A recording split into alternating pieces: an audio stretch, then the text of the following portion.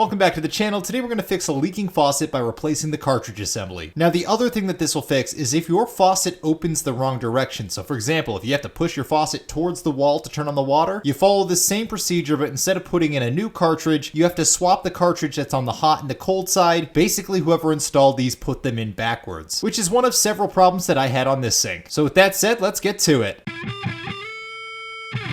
The first thing you need to do is diagnose which side of your faucet is leaking, so I'm going to do a separate video on just the diagnosis. I'm going to link that below. Now getting into the tools we use. The first is going to be a rag or a cloth. We're just going to throw this in the sink really quick so that if we drop anything, it doesn't go down the drain immediately. Next is a flat and a Phillips head screwdriver. Next we have a pair of channel locks or pliers. You could also use an adjustable wrench. You'll need the replacement cartridge that you'll be installing, and I'll touch a little bit more on this in a minute. And the rest of the tools are a little specific to each sink. So for example, I'll be using a ratchet with a few sockets because there's a couple nuts internal to this one. Some sinks use an Allen wrench to remove the handles, but generally speaking here, if you're a do-it-yourself person, these should be regular household tools. There shouldn't be anything too crazy that you'll need for this job. Make sure that your water supply is turned off. At a bare minimum, you have to turn off the water supply for any of these cartridges that you'll be removing. So in this case, I'm swapping the cartridges because my faucet turns on backwards. I have to shut off both of them. If you're only replacing one side, you could probably get away with turning off only that side, but it is so easy to turn them both off that there's no reason to not turn them both off, because if you don't have it turned off for whatever reason and you bump that faucet or you move something around wrong while you're working on it while the other side is disassembled, it does this. It creates a nice little water fountain. Yes, I tested this out just for this video. To start disassembly, every faucet's a little bit different, but you want to pull off the handles first. So here I've got these little covers that are on top of the handles that I can pop off with a flathead screwdriver. Put the plastic cap somewhere safe, and then there is a Phillips head screw below that, which is why we need our other screwdriver. Turn this counterclockwise until it comes out. The handle should slide up fairly easily once it's loose, so if it doesn't come off easily, there's something securing it. Just give it a good look to make sure you find out what that is so you don't damage it by removing it. A lot of nicer faucets have a small Allen head at the base of the handle or on the back of the handle. Because I'm doing both sides, I'm going to tackle the right really quick. And as another quick point of comparison, here's the screw on top of our leaking side. You can tell that it's pretty gross and corroded from the water hardness, whereas our non-leaking side looks like it's definitely been replaced at some point. So that's another pretty good indicator that we diagnosed this correctly. Pro tip though, if you open these up and they both look disgusting but only one of them was leaking, the other one might not be far behind. So if you've already got all the tools out, you might want to just consider replacing both now so you don't have to do the other one in another 2 to 3 months. Next is this nut on top of the cartridge, which is conveniently named the Cartridge Nut. I've also heard it called a Union Nut, but I don't know because I am not a plumber. On this sink, it is a 23mm socket that fits on top. However, someone in their infinite wisdom decided to put a soap dish directly above this so that I cannot use a ratchet to get it off. That said, these are also not typically extremely tight, so for that reason, I can switch over to the channel locks, adjust them to the right size, and you'll see that this twists it off fairly easily. It is tight enough to shift the faucet a little bit, but don't worry about that too much. You're going to adjust that at the end before you put everything back. These can get a little bit corroded, but overall, it's not like you need to be the world's strongest man to move this thing. There's a tiny little white hat on the top of this that goes into the handle that makes the valve turn with the handle. You want to pull that off and put it to the side. You will be reusing that later. And next, we will try to remove the cartridge. I could not get the flathead screwdriver underneath the edge of this thing. I also couldn't pry it up with my finger strength. What I found easiest is there is a plastic nut built into the cartridge. So I put a 17mm socket on that. I just gave it a few turns, and looking at the new part, there are no threads on the body of this, so you won't damage it by turning it left or right. What I'm really looking to do is, this has been sitting in one spot for so long, I'm just looking to break any seal that's there, give it a little bit of motion, and then we can try to work on it. There is, however, a little cutout or a notch on the side, so I put my screwdriver in there, and there is another notch on the other side of it as well. I put the other screwdriver in that one, and I pried these up at the same time. If you try to pry only one side at once, you probably will find that this will not move. You have to lift it from both sides at once, and if you just try to launch this thing into the stratosphere, it will go and it will splatter everything. So only use as much force as you need to unseat it, then pull it out with your hands. On this one, you'll see where I used a little bit too much force, and I got this delicious looking black water splashed all over the tile behind the sink. One thing thing I also missed one of the first times I was doing this is there's a little gasket that's supposed to sit on the bottom of the cartridge and it holds all these internals together. If your cartridge blew up like my childhood dreams of being an astronaut, chances are it's because this gasket is no longer in the bottom of the cartridge and is stuck in the bottom of the faucet. Make sure you fish that out as well, or else your new cartridge will not sit in there properly. Just for a quick point of reference, here it is on the new cartridge and here it is getting fished out of the bottom. Also, if you're reusing a valve that you somehow blew to smithereens, do your best to not scrape the top flat surface of that ceramic disc if that's what fell out. You are dependent on that surface being perfect to create the seal so your water doesn't drip out. So if you're dripping, that's what's going wrong, is that ceramic surface is probably uneven or it's worn or it's damaged. So if you scratch the crap out of it pulling out of your faucet, you might as well just replace it with a new one now because it will start leaking soon. Make sure you don't force the pieces back together. You just have to get the alignment right and then the pieces will still be snug, but they will fall directly in with a little bit of thumb pressure. The easiest way to find the new cartridge is, now that your old cartridge is removed, just take it, go to the hardware store with it, and then go to your plumbing aisle, line it up against all the other cartridges and parts on that wall until you find one that looks about the same. Diameter and height should be roughly the same. There should be a gasket on the side in roughly the same place. The top that goes into the handle should be about the same. And obviously make sure it's the right side for hot versus cold. I actually messed that up and I bought the wrong cartridge originally because I said my hot side's leaking and I bought a hot side, but I forgot to factor in that whoever did this before was incompetent and put them on the wrong sides. So I had a working hot side that was on my cold side that I was swapping over, and the cold cartridge that was in my hot side was the one that was leaking. So if you're also changing the direction of your handles, keep that in mind. I definitely screwed that up. But anyhow, taking the old cartridge with you to the store is more likely to ensure you get the right part the first time and might save you a couple trips if you accidentally get the wrong one. This next part is pretty easy. Take the hot cartridge, put it in the hot side, and take the cold cartridge and put it in the cold side. If your faucet turned backwards before, this is the step that was done wrong. Once again, a little bit of thumb pressure should be enough. You want this to seat. Maybe use the meaty part of your hand a little bit, but again, you shouldn't need to wail on this thing with a hammer or anything to get it into position. That's more likely to cause problems than it is to create solutions. Next, we're putting the coupler nut over the top. You're going to get this finger tight at first, but before you tighten it all the way down, you want to check the alignment of your handle. The reason being, this will seal your cartridge in place, and the angle your handle is at is dependent on the angle of the cartridge. So if you just tighten this down willy-nilly, wherever that cartridge is seated, that's where your handle is going to point. As you saw me doing here, you also want to make sure your faucet is lined up before lining your handles up. So a light hand tap on the end of the faucet should be enough to redirect it into the correct position. You want to make sure that the handle lines up exactly as you want it to in the off position. Then you can take the handle back off and get that nut tightened down all the way. That will lock the cartridge into place and make sure the position stays stable. You're depending on the gasket on the cartridge to create the seal. You're not depending on how much this nut is cranked down. So snug, not over tightened. You'll see here, I pretty much stopped the second that the torque was enough to start turning the faucet again. Re-straighten the faucet by giving it another tap, then put the handle back on. Make sure nothing shifted while you were tightening it down. If it did move, now's the time to correct it, re-loosen the nut, readjust the angle of the cartridge, and then re-tighten. Because if this is a little bit off, it will irritate you every single time you look at this sink. If you're happy with it, you can reinstall the screw or the Allen head on the back, depending on how your faucet is. Then if you have a cap for the screw like I do, you can pop that back in as well. And again, just a gentle tap should lock it into place. And do the same thing on the other side if you took both sides apart. With everything back together, run any side that has a new cartridge in it for about 30 seconds to a minute. You'll notice the water comes out black at first. That's completely normal. By running the water for that long, it cleans out the cartridge and flushes anything out of it. With that completed, you are now done. So the only thing left is to get rid of all of your old unusable parts, put your tools away, clean up the sink, and enjoy the fact that you no longer have to explain to every house guest that your sink is backwards, because for some reason everyone finds that to be an unfathomably confusing aspect and has no idea how to operate a sink in reverse. Either way, it should be good to go now. So hopefully you found this helpful. Thank you guys for watching, and I will see you next time.